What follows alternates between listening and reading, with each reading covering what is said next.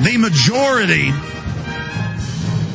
of 9/11 victims' family members, according to scores of groups we've had live on air, say they believe 9/11's a total inside job. Not just lie hop, let it happen on purpose.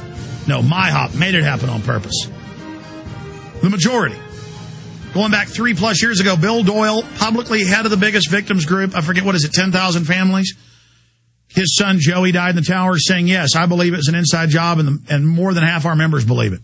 That clips in Terror Storm from the radio show. But the point is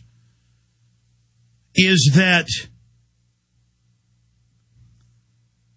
the establishment always wraps themselves in the firefighters, the police, the dead people, and says, let us have more wars, let us attack Iraq. They carried out 9/11, yellow cake, WMDs, nukes. And Bill O'Reilly, the Daily Mail today in England, all of them are coming out against Charlie, saying, how dare you attack the families? When I put Charlie in touch, because he wanted to talk to him, with Bob McIlvaine and others who are begging for this meeting with the president. Not just Charlie, but Charlie getting the meeting for them. That's what this has really all been about. That's part of the next phase of this that I'm kind of announcing now. There's a lot more you don't know, folks. But this was all done to put it on Obama's plate that he's covering up 9/11 and complicit in the torture and the secret arrests and everything Bush set up, he's continuing. O'Reilly, you're the pinhead. You're the guy who in the 80s made TV shows for Extra where you exposed that the government killed Kennedy and was involved in narcotics trafficking. You know what's going on.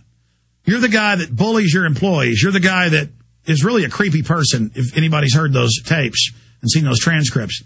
You're the guy that threatened Charlie Sheen and basically said you're going to end up in the river if you make this loose change thing. And little did we know you were threatening people for the White House, just like Beck and others have been in meetings with Bush, and that Mark Cuban was being threatened with being set up by the White House in emails and phone calls, now in the New York Times, if he put that movie out.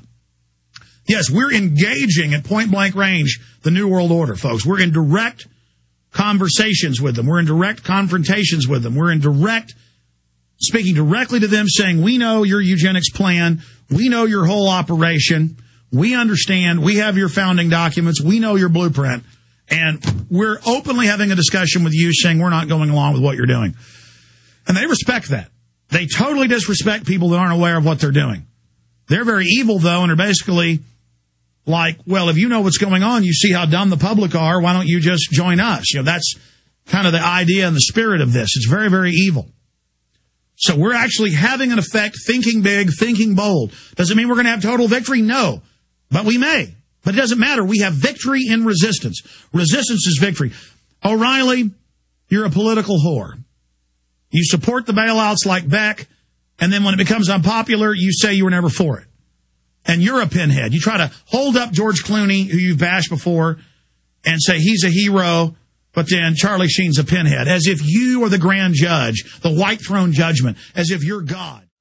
You know, O'Reilly's dad was a New York cop that beat the living hell out of him. O'Reilly admits he's a bully. We're not here to be bullied by you anymore. You understand? But I'll tell you what else just completely blows me away.